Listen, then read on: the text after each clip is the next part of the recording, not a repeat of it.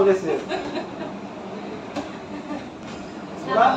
ওরা চাকরি হচ্ছে যে আমার দ্বারা ভাত খাওয়া হয় অথচ আমরাই ভাত রান্না করি দেখেছেন স্যার রান্না আমাদের সাথে শেয়ার খাইতে পারি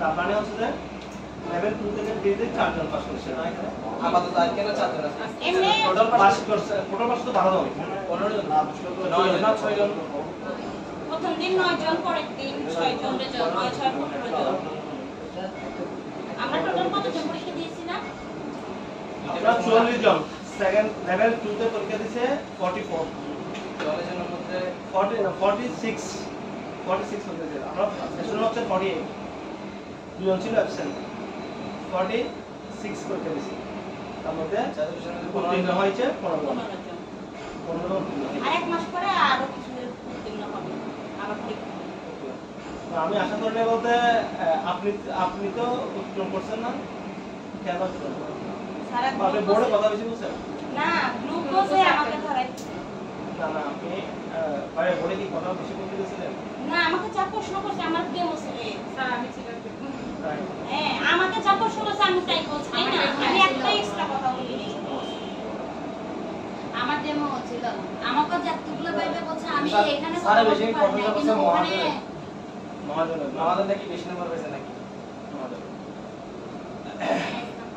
আর লেভেল 2 পাস করছে 4 জন এখানে না ছেলেদের মধ্যে আমরা 4 জন আছে আমরা তো বাকিদের বেশি মেয়েরা কি একটা পাস করে স্যার আমাকে আজকে সে আমি একসাথে বলছি লেভেল 2 পাস করে আপনারা লেভেল 3 তে চলে গেছেন না লেভেল 2 পাস করে এখন তো লেভেল 3 তে আমরা সবাই তো স্যার 3 তে আমরা 3 কাজ যেহেতু করতে আসছি সবাই তো 3 তে আমরা কথাগুলো হচ্ছে আসলে এরকম না আমি যেটা ডিসকাস করতে যাচ্ছি আমি অ্যাকচুয়াল ফিগারটা জানতে চাচ্ছি অ্যাকচুয়াল ফিগার বলতে 100 পাস করে যারা গেছে ওদের মধ্যে আছেন 4 জন আমরা আজকে 4 জন আর লেভেল 2 পরীক্ষা দিবে লেভেল 3 ও করবে এরকম আছে 4 জন তাই না ওদের বলতে হবে আর এটা না হলে এটা ঠিক আছে যদি অ্যাকুরেট না হয় তাহলে আমার অসুবিধা হবে ঠিক আছে পড়াইতে অসুবিধা হবে আমি তো আপনার দুইটাই করে দাও না দুটো এটা অত হবে না তো এখানে অ্যাকচুয়ালি আমি তো হলাম যে নার্সিং প্রফেশনাল আমার প্রফেশন হচ্ছে নার্সিং কেয়ার গিভার আর নার্সিং এর মধ্যে ডিফারেন্স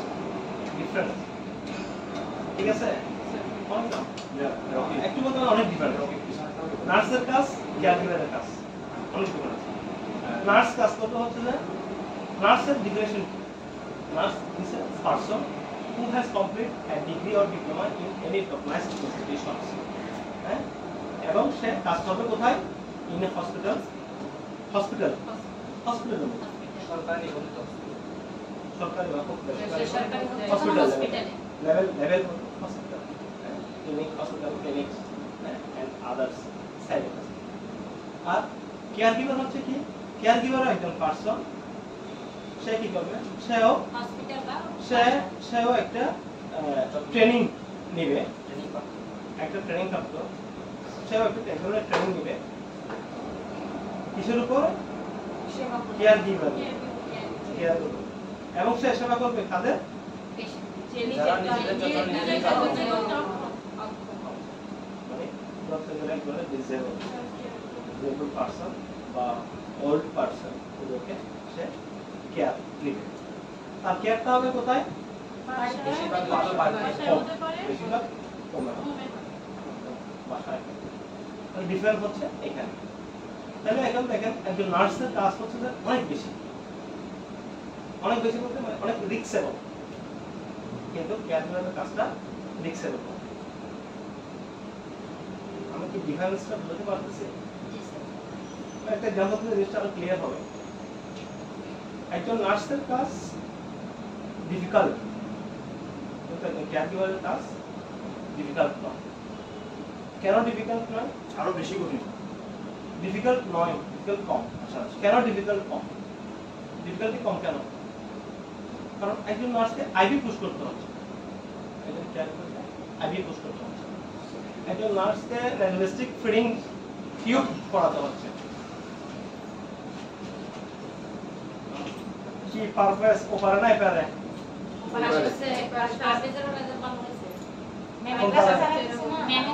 আলহামদুলিল্লাহ কি পারফরম্যান্স হতে পারে স্যার জায়গা কি চলে টিচারকে তো 10 মিনিট সময় শুনতে হবে না পরীক্ষা দিতে 10 মিনিট আমি প্রশ্ন করলাম কি এবার নো পারে হ্যাঁ। স্যার এপারে এপার না ওপার ওপার ওপার পাস করছো না ফেল করছো? ওপার আপনি যে পারে আমি সেই পারে আরেকটা ফেল আছে। ছেলের বাপ ঠিক আছে? কেউ একজন আইসো মেয়েদের তরফ থেকে যে পাস করছে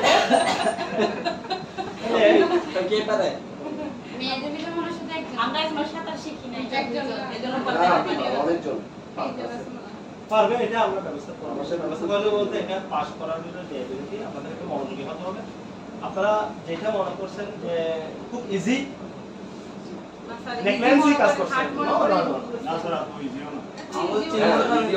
এটা অনেক কঠিন না অনেক কঠিনও না যেটা অনেক সহজ না এটা ফেল করার পিছনে একমাত্র কারণ যেটা সেটা হচ্ছে নেকলেন্সি সোজা কথা নেকলেন্সি আমি পারি আমি সব না স্যার এখানে নেগলিজেন্সি আমার মনে হয় না আর কেউ করছে, অনেকে হ্যাঁ। করছে তারপর নার্ভাস হয়ে আমরা নো নো পড়ার মধ্যে ফেল করছে কম পড়ার মধ্যে ফেল এত বেশি করে না যারা পড়ছে অ্যাকচুয়ালি যারা পড়ছে হ্যাঁ ওরা ফেল করছে মোটামুটি যে জিনিসগুলো স্যার ভালো ভালো স্টুডেন্টরা তো দেখি মানে কিছু কিছু ক্ষেত্রে আটকাইছে।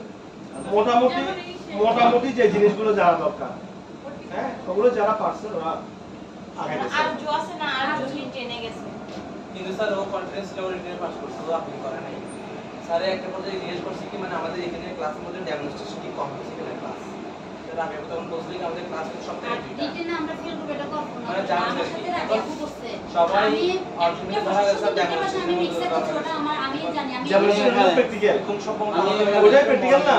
জি সেটা ডেমনস্ট্রেশন যেটা সেটা তো প্র্যাকটিক্যাল এখন সেটা আমি বলতেছি তো ওইটাই আমি যখন এখানে জিজ্ঞেস করলাম যে আপনারা কারা কারা ব্লাড প্রেশার মাপতে জানেন না তখন দুজন ব্যক্তি শুধু হাত উঠেছিল আপনাদের মনে আছে কিনা জানি না ক্লাসের মধ্যে তখন 31 জন 30 জন কি 31 জন প্যারেন্ট ছিল ওই ক্লাসের মধ্যে দুজন ব্যক্তি শুধু হাত উঠেছে আমরা বিপি মাপতে মাজন পারি বলছে না আর একজন মাজন তো ফাঁসি করে গেছে।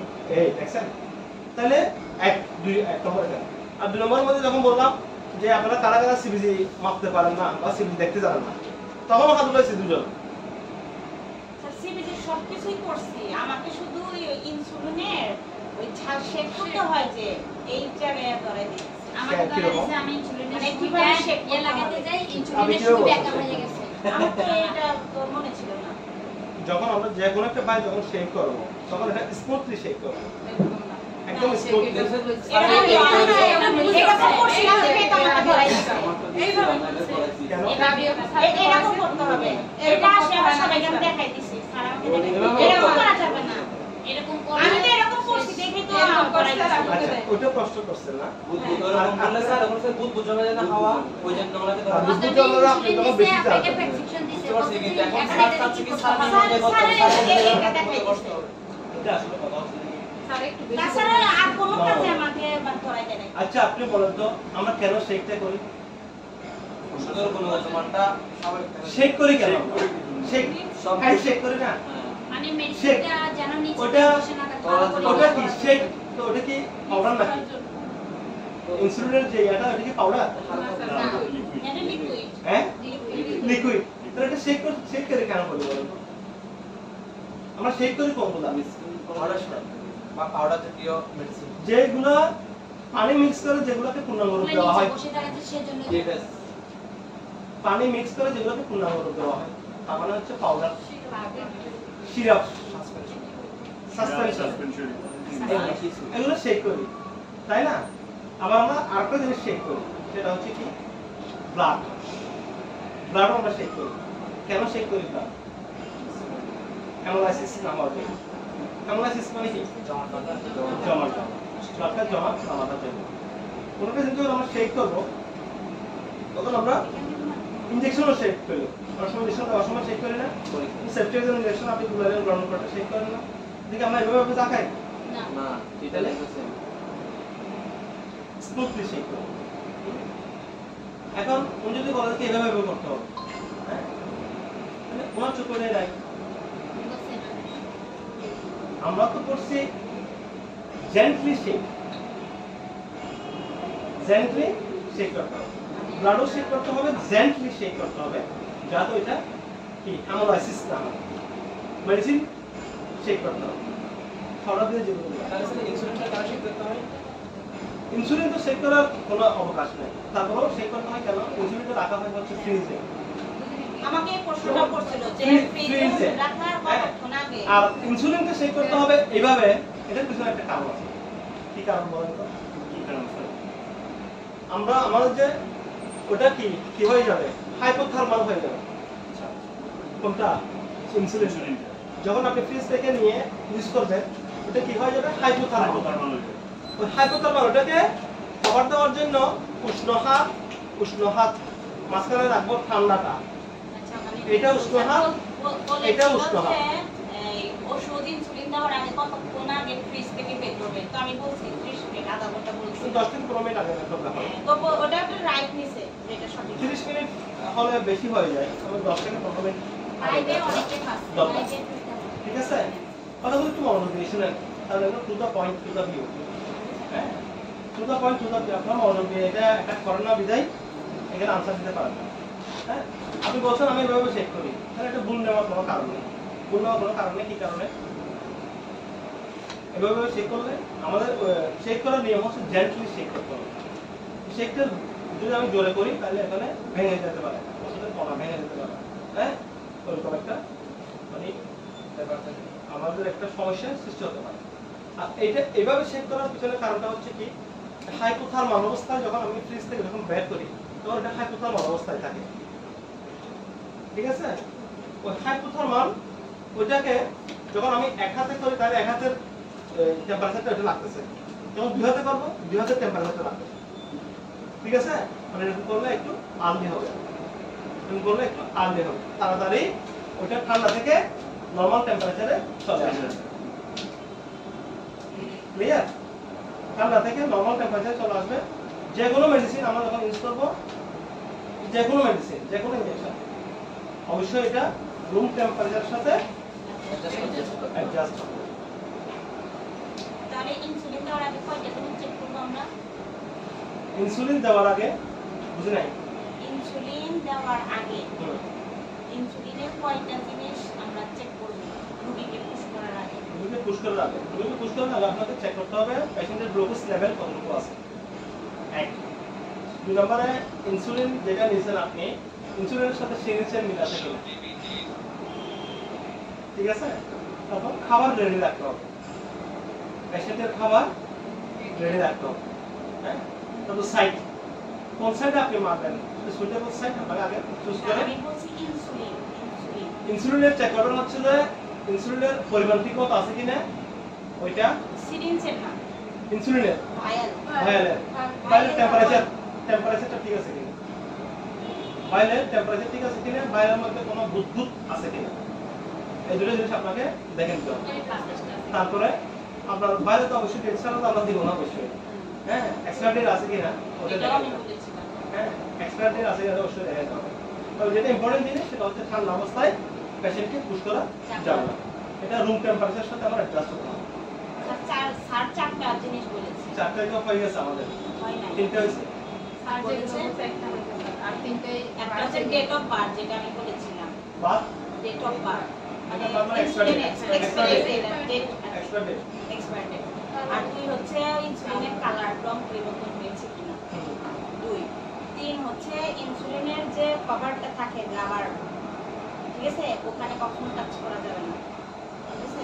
আর চার হচ্ছে আপনার এই ওটাও আমি বলছিলাম প্রেসক্রিপশন অনুযায়ী। যেটা বলছিলাম আর হচ্ছে ওই সিরিঞ্জ যেটা বুদবুদ যাবে না। আরেকটা হচ্ছে সিরিঞ্জের সাথে আরেকটা হচ্ছে টেম্পারেচার। টেম্পারেচার, ওটা তো জিজ্ঞেস ঠিক আছে। করলেন না, ওইটা না, মানে ওই চারটা জিনিস চেক করে তারপর দিতে বলছি।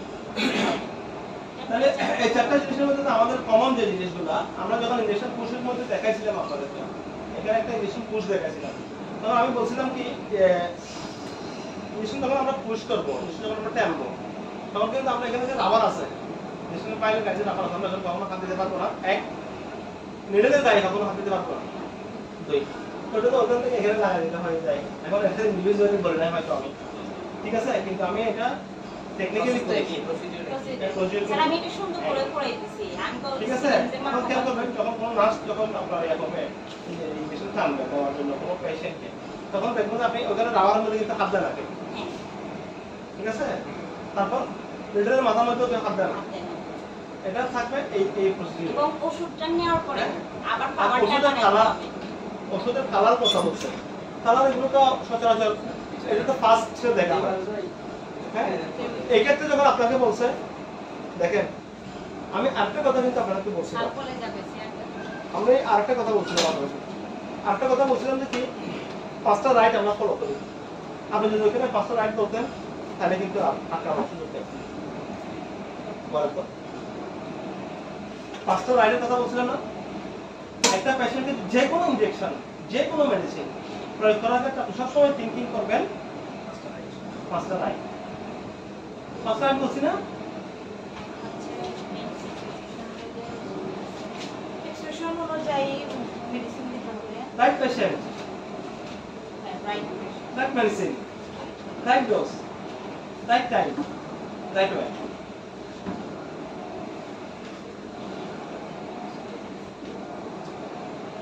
তাই না?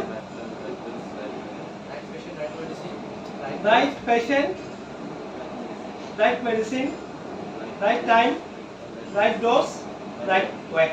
বাহ, গুড। এই 5টা রাইট। আপনাদের যে স্যার যে 4টা বলছেন সেটার মধ্যে এই 5টা আছে কিনা দেখেন তো। প্রথমে বলছে কালার দেখতে হবে। Patient, medicine, time, dose, route. Good. এই 5টা আপনাদের যে স্যার সেটার কথা বলছেন ওই 4টা এখানে আছে কিনা দেখেন তো। না, এটা তো শুধু আমি বলছি insulin. Not only insulin, all kinds of medicine are same. না, এটা ইনসুলিন প্রয়োগের আগে, মানে ওই ইনসুলিন প্রয়োগের আগে আর কি? ভায়ালটা, ওই আপনি একটা ভায়ালটা পেশেন্টকে ইনজেকশন দিতে যাবেন, ইনজেকশন দিতে যাওয়ার আগে আপনি কি কি দেখবেন বলেন তো? আমি ইনসুলিনের কথা বাদ দিলাম। এখন সেই ইনসুলিন ইনসুলিনটা ওষুধ। ওই ইনজেকশন প্রয়োগের ক্ষেত্রে যেগুলো আপনি ফলো করবেন ইনসুলিনের ক্ষেত্রে একই সেম। এই 5টার সাথে স্যারের কথাগুলো মিলছে কিনা আপনি দেখেন। প্রথমে বলছে উনি কি বলছে কালারটা দেখতে হবে, তার মানে এক্সপায়ার ডেট। এক্সপায়ার ডেট মানে কি? Right medicine. না, সাইডটা বলছে যে অনেক তারপর? ওষুধের ডেট থাকে, Date থাকে, তারপরেও কালারটা চেঞ্জ হয়ে যায়। মনে করেন যে হ্যাঁ। অনেক পেশেন্ট আছে রেগুলার ইনসুলিন দিতে হয় না, হ্যাঁ। হ্যাঁ, হঠাৎ হঠাৎ দিতে হয়। তো সেই ক্ষেত্রে ওই ইনসুলিনটা অবশ্যই এই জন্য কালার চেঞ্জ করতে দেখে নিতে হবে যে ওটা Colour মেডিসিনে change কোনো কিছু জমে আছে কিনা। হ্যাঁ, right. যদি ওটা ওখানে কিন্তু এক্সপিরিয়েন্স ডেট আছে, Expire date ডেট আছে। আছে, কিন্তু ওটা Expire date বাদ আছে। দেওয়া যাবে না যদি কালার চেঞ্জ হয়। হ্যাঁ। এটা বলছি। এক্সপায়ার ডেট আছে কিন্তু তারপরেও কালার চেঞ্জ হতে পারে। এটা নট অনলি ইনসুলিন, এটা ইনজেকশন বলেন, সিরিঞ্জ বলেন, সলিউশন বলেন, স্যালাইন বলেন, মেডিসিন বলেন, সবগুলোর ক্ষেত্রে একই এই পয়েন্টটা। স্যার কেন একই এগুলা? এই পয়েন্টগুলো কেন একই? আপনারা নর্মাল স্যালাইন দেখছেন কখনো? নর্মাল স্যালাইন কালার কি? সাদা পানি সাদা। কলরা স্যালাইন দেখছেন? জি স্যার, কলরা স্যালাইন, জি স্যার, সাদা, কলরা স্যালাইনের কালার কি? সাদা। সাদা। কিন্তু এই কলরা স্লাইনের মধ্যে অনেক সময় দেখা যাবে যে কি সাদা সাদা কতগুলো শ্যাওলার মতো আসে, সাদা শ্যাওলা বোতলটা নিয়ে যখন আপনি লাইটের মধ্যে দেখবেন এভাবে দেখবেন যে সাদা সাদা শ্যাওলার মতো আসতেছে, সাদা সাদা শ্যাওলা, মানে সাদা সাদা শ্যাওলার মতো আসতেছে। ওগুলো কি? কিন্তু এক্সপায়ার ডেট ঠিক আছে। হ্যাঁ, এগুলো হচ্ছে যে কি যে কোনো কারণে ওদের মধ্যে ফাঙ্গাস ইনফেকশন হয়ে গেছে, ফাঙ্গাস ঢুকে গেছে যে কোনো কারণে। হ্যাঁ, ওটা দেওয়া যাবে। যে কোনো কারণে এটা মনে করেন যে আপনার ওগুলো যে প্যাকিং করে, প্যাকিং এর মধ্যে হয়তো হাওয়া ঢুকে গেছে, যে কোনোটা অগ্রণীয় পাস হয়ে গেছে, যার কারণে কি ওটা কালার ডিসকালার হয়ে গেছে, তাহলে ওটা দেওয়া যাবে। প্রেসার ফেলেই তো অবশ্যই ফেলে তো, এটাই কিন্তু আপনি দেখতেছেন যে কি এক্সপায়ার আছে, এক্সপায়ার একটা ডেট আছে বাট ওই অবস্থা হলে এটা ইউজ করা যাবে না। কখনো কালার চেঞ্জ হলে কোনো মেডিসিন এগুলোকে প্রয়োগ করা যাবে না। এক্সপায়ার থাকুন কালার চেঞ্জ হবে, যেমন সেফট্রিক্সন, সেফট্রিক্সন যখন আমরা নিই তখন কালারটা কিরকম হয়? সেফট্রিক্সন ইনজেকশন স্যার হলুদ টাইপের, যখন পুশ করি একটু হলুদ টাইপ, একটু হলুদ টাইপের হয়, তাই না? সাদা টাইপের থাকে, কত সাল পায় সাদা থাকে, সাদা থাকবে। যখন দেখবেন একটু বেশি গোলাটা হয়ে যাচ্ছে, বেশি গোলাটা মনে হচ্ছে, যদি দেখেন যে কি এটি বেশি গোলাটা মনে হচ্ছে, তাহলে সেটা আপনার পোষ করা যাবে না। প্রয়োজন, পোষ করা যাবে। ঠিক আছে? প্রশ্নগুলো নিয়ে আমরা ডিসকাস করতেছি কেন, আর সবচেয়ে বড় কথা কি জানেন, থিওরিতে একটা কথা আছে না, according to reassurance the patient mind, according to reassurance the patient mind, so reassurance the patient mind, এখানে তিনি এক্সামিনার পরীক্ষা নেবে, হ্যাঁ কোন সময় কি ভুল আপনাকে ধরে জি স্যার এটাই ঘটছে তা আমি বললাম আমি কেন আমি পদ্ধতিতে বসছি, আমার উপরে সম্পূর্ণ রাইট 100%, আমি যখন পদ্ধতিতে বসবো 100% আমার রাইট, তবে যৌক্তিক ভাবে, অযৌক্তিক ভাবে, যৌক্তিক ভাবে, ঠিক আছে। এবং তাদের প্রশ্ন করে এটা কোনো মানে ভেরিফিকেশন নেই, ঠিক আছে। স্যার আরেকটা তবে প্রশ্নগুলো তো আপনার বইয়ের বাইরে না, আপনার সিলেবাসের বাইরে না, আপনি যেগুলো জানেন ওগুলো বাহিরে না। আরেকটা প্রশ্ন করব বাহিরে তাহলে এগুলো নিয়ে আমাদের কি করতে হবে, ডিসকাস করতে হবে। যত বেশি আমরা ডিসকাস করব তত বেশি আমরা কি হবো, পারভেজ না, পারভেজ পাস করছো, লেভেল 2 পাস করে না চলে যাবে। আমি কি তো কি- অনেকবার বলেছি কি প্রশ্ন করছে, আমাদের জিজুসি যারা একটু করে মোটামুটি প্র্যাকটিসের সাথে জড়িত বা একটু করে প্র্যাকটিস দেখছে বা ধারে কাছে গেছে, ওরা কিন্তু সবাই পারে না। আমাকে প্রেসক্রিপশন ধরাইছে প্রত্যেকটা জিনিস এই যে স্যার এগুলো সব করতে আসলে আসছে 11টা প্রশ্ন করছে। বাইরে যতগুলো জিনিস করছে, সবগুলো প্রশ্ন করছে। কিন্তু নার্স তারপরে প্র্যাকটিক্যাল সবগুলো পারছে। স্যার সুইটা একটু ব্যাকা গেছে, ওটা আমাকে ইনসুলিনের আর আরেকটা জিনিস দেখলাম আমি দুইটা কিপ সাইলেন্ট প্লিজ,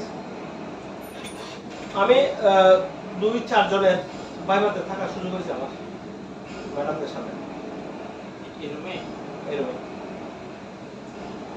তো ওখানে দেখুন যে ম্যাডাম যিনি প্রশ্ন করছেন, মোটা করে ম্যাডাম যিনি ছিলেন 4 দিন পরীক্ষা হয়েছে না, না 2 দিন আমাদের লেভেল 3 2 দিন। আমাদের 3 দিনের আগে মানে 4 দিনের মধ্যে আমি 3 দিন প্রেজেন্ট ছিলাম, 3 দিন আসছিলাম, ওদের 2 দিন আপনাদের 1 দিন আশা করে দেখা 3 দিন থাকছে। এখন যে 4 জনের পরীক্ষায় আমি অ্যাটেন্ড ছিলাম, আমি দেখলাম ম্যাডামের প্রশ্ন করার ধরন এবং উত্তর দেওয়ার ধরন, আমার স্টুডেন্টদের উত্তর দেওয়ার ধরন, ম্যাডামের প্রশ্ন করার ধরন, আপনাদের উত্তর দেওয়ার ধরন, হ্যাঁ কি প্রশ্ন করছে আর কি উত্তর দিচ্ছেন, প্রশ্ন আদৌ বুঝছেন কিনা, প্রশ্ন বুঝে আনসার বুঝছেন কিনা, বা প্র্যাকটিক্যাল যেটা করতে বলছে এগুলো আপনি পারছেন কিনা। আমার সামনে যেগুলো ঘটলো, একজন ক্যান্ডিডেটকে বললো, আমি না বলতেছি না, একজন ক্যান্ডিডেটকে বললো যে ইনসুলিন সিরিজ থেকে আপনি একটা পেশেন্ট মনে করেন 8 ইউনিট পাচ্ছেন, 8 ইউনিট ইনসুলিন পাচ্ছেন, আপনি 8 ইউনিট ইনসুলিন নিয়ে লেখান তো আমার পেশেন্ট, উনি 8 ইউনিট নিচ্ছে, এখানে 8 ইউনিট নিচ্ছে, 8 ইউনিটের মধ্যে আমি দেখলাম যে কি 8 ইউনিট ঠিকই নিচ্ছে, কিন্তু বুদ্ধুত নিচে 2 ইউনিট, এয়ার আর বাতাস নিচে, বাতাস 2 ইউনিট সহ 8 ইউনিট নিচে, বাতাসের যখন টোকা দিয়ে বের করে দিচ্ছে, এখানে থাকে আর কত 6 ইউনিট, আপনি কাজ করবেন। আপনাকে ম্যাডাম বললো যে আপনি এবার থেকে 8 ইউনিট ইনসুলিন নেন, লিখে দেওয়া, আপনি এখানে 8 ইউনিট নিয়েছেন, নিয়ে নিচের মাথার মধ্যে কি বুদ্ধুত বাতাস হাওয়া হয়ে গেছে, এই হাওয়াটা যখন আপনি ছেড়ে দিলেন না, হাওয়া আসে কেন, যে হাওয়া আসে কেন জানেন, সঠিকভাবে বাতাসটা বাইর করে না মেডিসিন যখন মেডিসিনটা ভালো তখন টানে তখন বাতাসটা আসে। বলুন তো, আপনি যখন ইনজেকশনটা টানবেন তখন সিরিজের মধ্যে কেন হাওয়া আসবে, মানে মেডিসিন এটা একটা প্রশ্ন না, মেডিসিনের ভিতরে সিরিজের মধ্যে হাওয়া কেন ঢুকে, এটা একটা প্রশ্ন না। ভালোভাবে ইয়াটা না নেওয়া কি নাম, ইউসুফ, লেভেল 3 না 2, নতুন কেয়ার গিভিং, আচ্ছা হাওয়া ঢোকার পিছনে কারণটা কি, একটু বলে রাখি আপনাদের, এটা ভাইয়া তো আর এটা হচ্ছে সিরিঞ্জ। আপনি পুশ করছেন, পুশ করার ফলে আপনি টানটা দিচ্ছেন জোরে, যে টানটা আপনার নিডেল দিয়ে অতটুকু ওষুধ পাস হচ্ছে না। টান দিচ্ছেন কিভাবে? জোরে টান দিচ্ছেন, প্র্যাকটিস করতে হবে। প্র্যাকটিস না করলে এই প্রফেশনের মধ্যে সবকিছু হচ্ছে প্র্যাকটিক্যাল, মেজরিটি হচ্ছে প্র্যাকটিক্যাল। আপনি প্র্যাকটিস করতে হবে। আপনি বাসার মধ্যে গিয়ে হয়তো একটা ফাইল নিয়ে ট্রাই করতে পারেন। দেখেন জেনারেল সিরিঞ্জ এবং ইনসুলিন সিরিঞ্জ, ইনসুলিন সিরিঞ্জ কিন্তু খুব চিকন, খুব সূক্ষ্ম, ছোট হয় ছোট না, ছোট আর সূক্ষ্ম একই জিনিস না। ছোট মানে হচ্ছে যে ছোট, আকারে হ্যাঁ, সূক্ষ্ম মানে হচ্ছে যে কি তীক্ষ্ণ, সূক্ষ্ম, সূক্ষ্ম, বড় ছোট, হ্যাঁ, সূক্ষ্ম, ছোট থেকেও ছোট। তাহলে ওখানে যখন আপনি টান দিবেন, ইনসুলিন টান দিবেন, এই টান দেওয়ার ক্যাপাসিটির উপর ডিপেন্ড করে আপনার খাওয়াটা ঢুকবে। টান দেওয়ার কৌশলের উপর ডিপেন্ড করে খাওয়াটা ঢুকবে। কিরকম? এই নিডলের মাথা দিয়ে কতটুকু পরিমাণ ইনসুলিন আসতেছে এবং ওই টানটা স্মুথলি দিতে হবে, স্মুথলি। যতটুকু পরিমাণ ইনসুলিন আপনার সিরিঞ্জের মাথা খাবার করে নিয়ে আসতে পারে অতটুকু পাবে, ওভাবে টান দিতে হবে। আর আমরা কি করি? ঢুকে দিয়ে মতো মারি টান, তাহলে কি ঢুকবে? অবশ্যই বাতাস ঢুকবে, অবশ্যই বাতাস ঢুকবে। এখন বাতাস এটা আপনি কি করবেন? অনেক সময় দেখা যায় কি সিরিঞ্জের ভিতরে ফেলা হয়ে যায়, অনেক সময় দেখা যায় কি সিরিঞ্জের ভিতর ফেলা হয়ে যাচ্ছে, নিডলের ভিতরে সিরিঞ্জ যেটা নিচ্ছে আমি সিরিঞ্জের ভিতরে, নিডলের ভিতরে ফেলা হয়ে যাচ্ছে, তাই না? এটা আমরা দেখতে পাচ্ছি, চোখের সামনে দেখতে পাচ্ছি। যখন আপনি স্মুথলি টান দিবেন তখন দেখবেন যে এটা ফিল আপ হয়ে আসতেছে, গ্যাপ থাকবে না। যখন আপনি স্মুথলি টান দিবেন তখন দেখবেন যে কি ওই গ্যাপ এটা থাকবে না। যখন আপনি জোরে টান দিবেন, আপনি টান দিচ্ছেন জোরে, আসতেছে কম, তাহলে বাকিটা কি ইয়ার ঢুকে যাচ্ছে। ইনসুলিন বা মেডিসিন মানে সম্পূর্ণ নেওয়ার সময় কি নিডল থেকে একটু পাকা করা যায়? বাইরে পাকা করা যাবে না, নিডল পাকা করা যাবে, নিডল কি পাকা করা যাবে? পাকা না করেও পাকা না করেও সম্পূর্ণ নেওয়া যাবে। এটা হচ্ছে আপনার হাতের প্র্যাকটিসের উপর। হাতের প্র্যাকটিসের বলতে কিরকম? আপনি দেখেন না নিডলের মাথা এটা থাকবে কাটা, ওটা যখন আপনি টান দিবেন ওটার ভিতরে থাকবে হোল, গর্ত, রাবারটা থাকবে রাউন্ড শেপ, রাবারটা থাকবে এরকম, এরকম থাকে রাবারটা, তাই না? আপনি নিডলটা যখন টান দিচ্ছেন, এই দেখেন এটার মধ্যে একটা টাইনে আপনি যখন লাস্ট পয়েন্টে নিয়ে আসছেন এতটুকু পর্যন্ত আপনার কিন্তু আসবে, আর এক ফোঁটা না আসলেও কোনো অসুবিধা নেই, একদম 100% ফুল দিতে হবে এরকম কোনো কথা নেই। এক ফোঁটা যখন ওখানে থাকবে ওটার জন্য কোনো অসুবিধা নেই। আপনার পেশেন্টের এত বেশি হতে হবে। দেখা যায় শরীরে ইনজেকশন প্রবেশ করার পর একটু টান দিয়ে থাকে, ওটা দেখি কি কোনো ব্লাড না দিতে গেছে না রক্ত না দিতে গেছে? হ্যাঁ, এটা কোনো ক্যাপিলারি বা ভেনের মধ্যে পড়ছে কিনা, আঠারি ভেন ক্যাপিলারি, ওটা যে কোনো ইনজেকশন বা ইনসুলিনের ক্ষেত্রে দেখাটা দরকার। ওটা হ্যাঁ যে কোনো নিশ্চয় ক্ষেত্রে দেখা হয়। আইএম মানে শূন্য টাকা অবস্থাটা আমরা জানা যেহেতু ইয়ে চলে আসে, ওটা আইএম ইনজেকশন যখন আমরা পুশ করি, আইএম যখন পুশ করতে টানা দেখি যে এটা কোনো ভেনের মধ্যে পড়ছে কিনা, আবার যখন আইবিতে দিই তখন টানা দেখি অ্যাকুরেট ভাবে গেছে কিনা, আইবিতে অ্যাকুরেট ভাবে পড়ছে কিনা। আইবিতে যখন তাদের রক্ত যদি চলে আসে, রক্তের সাথে ইনসুলিন বা মেডিসিন ইনজেকশন যদি মিশে যায় তখন কি আবার পুশ করা যাবে রক্ত? রক্ত চলে আসলে এখানে অ্যাকর্ডিং টু কন্ডিশনের উপর এখন পুশ করা যাবে না বলতে, যদি আইএম ইনজেকশন হয়, ইনজেকশনটা কি আইএম না আইবি? আইবি ইনজেকশনটা আইবি হলে তো ব্লাড বেশি আসতে হবে। আমি বলছি আমি ইনজেকশন ইনসুলিন বা ইনজেকশন নিচ্ছি তো, নেওয়ার পর আমি যখন আইবি যখন পুশ করবো তখন যদি টান দিই রক্ত আসবে, সেটা রুট কি আইবি রুট রক্ত আসতে হবে, রক্ত যদি আসে আমি আবার হ্যাঁ রক্ত সম্পর্ক করতে হবে। অবশ্যই করে দিব, অবশ্যই মানে ওটা তখন শিওর পাওয়া যায় যে কি এটা আইবি থেকে আইবি থেকে যখন ব্লাড আসে তখন আইবি থেকে আর আইবিতে তো আপনি ব্লাড কনফার্ম না করে পুশ করতে পারবেন না। স্যার এরকম বলছিল, মানে আমি আরো শিওর হলাম যে আইবিতে তো আপনি ব্লাড আসলে এটা কনফার্ম না করে আপনি পুশ করতে পারবেন না। আসবে আইবিতে অবশ্যই ব্লাড আসতে হবে। স্যার আইবি ইনজেকশন দিয়ে কখনো যদি কোনো যদি আইএম যদি দিয়ে দেয় তাহলে কি মেজর কোনো সমস্যা হতে পারে? আইবি ইনজেকশন না, না অনেক ক্ষেত্রে অনেক ইনজেকশন দেখা যায় যে আইপিআইএম দুইটাই দেওয়া যায়, বিশেষ করে আইবি সকল আইবি আইএম দেওয়া যাবে, কোনো আইএম আইবি দেওয়া যাবে, ঠিক আছে? আইবি গুলো আইএম দেওয়া যাবে, আইএম গুলো আইবি দেওয়া যাবে, ঠিক আছে? স্যার একটা প্রশ্ন করবো? একটা প্রশ্ন না, হাজারটা প্রশ্ন করবেন, আমি আপনাদের আর পড়াবো না, ওইভাবে পড়াবো। হ্যাঁ, বলুন ঠিক আছে, পড়াবো না, প্র্যাকটিক্যালি পড়াবো। হ্যাঁ, আপনি পাস কোথা থেকে জানেন? বলেন তো, পাস সাইকেল বলেন, ইন্ডিভিজুয়ালি পড়াতে হবে। আমি ওখানে ওই গদমালা পড়াইছি তো, গদমালা পড়াইছি যে এগুলা এফেক্ট করছে, নাহলে স্যার রেজাল্ট আসছিল পরীক্ষা দিলে ওখানে মিনিমাম 3 জন পাস করবে। বলেন কি নাম আপনার? মোহাম্মদ আজিজ, বড় বড় বলেন। মোহাম্মদ আজিজ, পাস কোথায় কোথায় দেখি আমরা? কি টেম্পোরাল, টেম্পোরাল কি? আর্টারি, হ্যাঁ।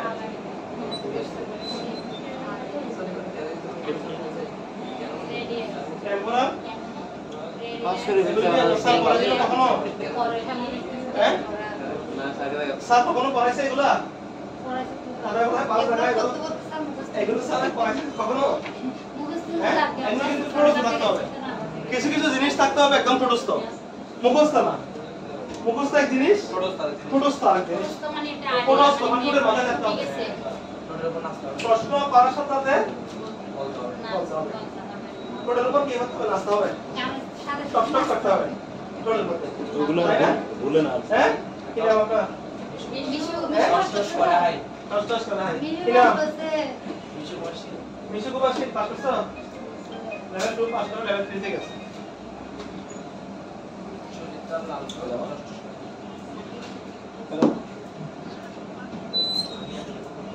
আচ্ছা ঠিক আছে।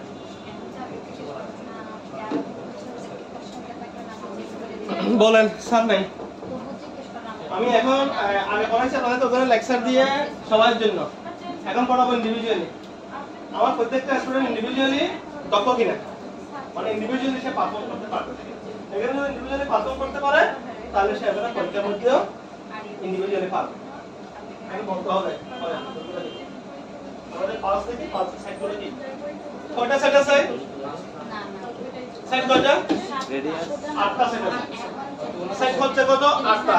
তা 8টার মধ্যে আমাকে 5টা জানতে হবে, 5টা জানতে হবে।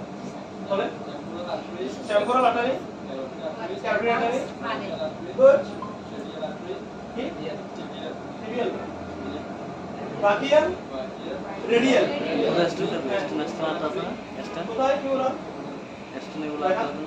একটা লোকে দেখো তো, হ্যাঁ গ্রোইন, গ্রোইন, এই যে গ্রোইন, গ্রোইন, গ্রোইনের মাঝখানে মিডল পয়েন্ট, এটা হচ্ছে কি ফিমোরাল, হ্যাঁ পপলিডিয়াল, গুড, একটা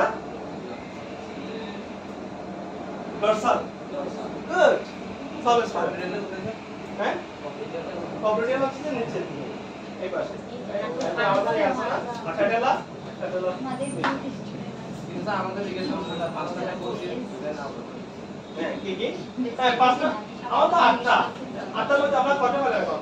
টেম্পোরাল, ক্যারোটিড, ব্রাকিয়াল, রেডিয়াল, 4টা কয়টা হলো? 4টা। তারপরে ফিমোরাল, তারপরে পপলিডিয়াল, কয়টা হলো? 6টা। ডরসাল 7টা, 7টা, 7টা, 8টা আছে, হ্যাঁ ফিটের মধ্যে না, পায়ের পাতা, ফুটের মধ্যে, হ্যাঁ ডরসাল আর কি ডরসাল, 7টা। এই 7টার মধ্যে মিনিমাম আমাকে 5টা অবশ্যই জানতে হবে, 5টা অবশ্যই পাইতে হবে, হ্যাঁ তাহলে 5টা আমাদের কমন সাইড গুলো কি কি? কমন সাইড টেম্পোরাল,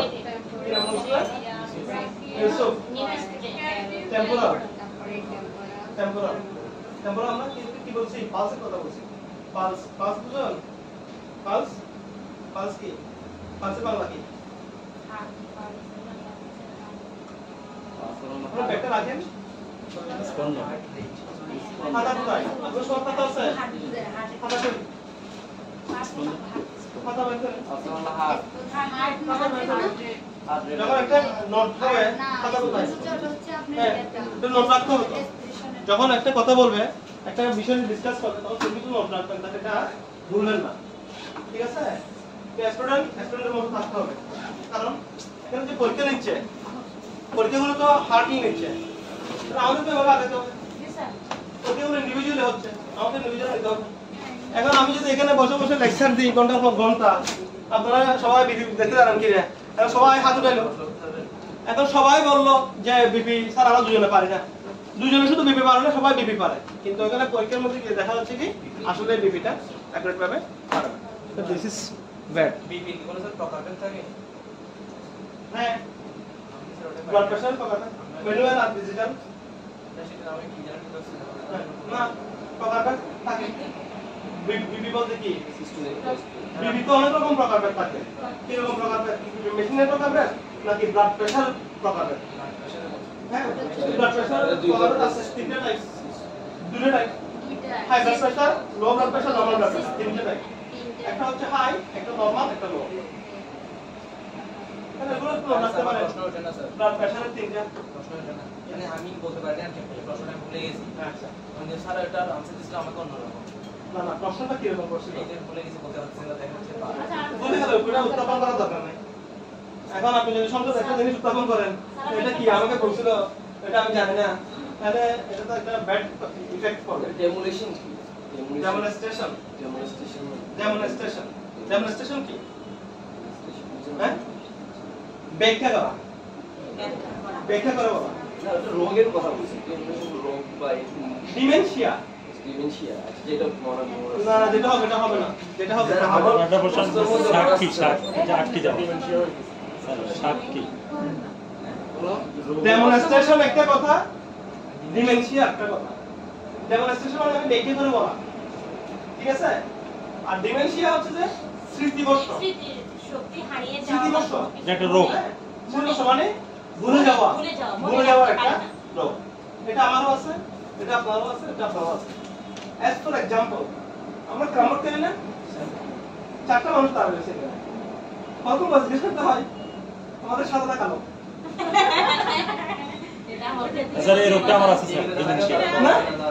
আমরা কিন্তু মারতেছি না, গুটি মারতেছি না, গুটি মারছি, এই আমাদের সাদাটা কালো। চিন্তা করে দেখেন কত ভুল, তাই না? চারজন মানুষ তার পাশে দাঁড়াইছে, স্ট্রাইক করছে, গুটি ফেলছিও, আমার কত বাস জিজ্ঞেস করছে আমাদের সাদাটা কালো, হয় না? হঠাৎ বলে দাও। স্যার ওই অনেক সময় ফেলে দিলে ছেলে খুব খুশি হয় যে ইয়া আমার কোটি ফেলে দিতে, তাই না? ভুলে কিন্তু আমরা আবার সাদা জায়গায় কালো কালো টুকে ফেলি, তাই না? আমি বুঝতে পারছি, জি স্যার। হুম, হ্যাঁ ডিমেনশিয়া বুঝতে পারছি। ভুলে যায়, স্যার, ভুলে যায়। মানে স্মৃতিশক্তি লোপ করে। স্যার, আপনি একজন ডায়াবেটিসের পেশেন্টকে রেগুলার চেকআপ করতেছেন, জানেন যে উনি একজন ডায়াবেটিসের পেশেন্ট, উনি ইনসুলিন দিতে হয় ওনাকে পেশেন্টকে। এখন আপনি তো প্রতিদিন তাকে 6 বার চেক করবেন, এই খাওয়ার আগে খাওয়ার পরে ইনসুলিন দেওয়া, ঠিক আছে? তো এখন মনে করেন যে হঠাৎ করে আপনি আপনার পেশেন্টকে ইনসুলিন দেননি, কিন্তু খাবার দিয়ে দিয়েছেন, অলরেডি রুগী আপনার হাফ খাবার খেয়ে ফেলেছে, হ্যাঁ, এই অবস্থায় আপনি কি করবেন? খাবার খাওয়া খেয়ে যখন ফেলেছে ওই অবস্থার মধ্যে এখন আনসারটা আপনার টিচার যেভাবে নেয় আর কি, আমি জানি না, আমি যেটা আনসার দেবো সেটা হয়তো অ্যাকুরেট হবে কিনা। সেটা আবার সাথে সাথে হ্যাঁ, না নষ্ট করতে পারবেন না। আমার কাছে শোনার জন্য যেহেতু আমি আমার কি লোটা বলবো যে খাবার খেয়ে দিয়ে বসেছেন ওটা খেয়ে দেবো। জি স্যার, এই সেম উত্তরটাই আমি দিয়েছিলাম। খাবার যখন খেয়ে ফেলছে, ওনারা অন্যভাবে বলতেছে। খাবার যখন খেয়ে ফেলছে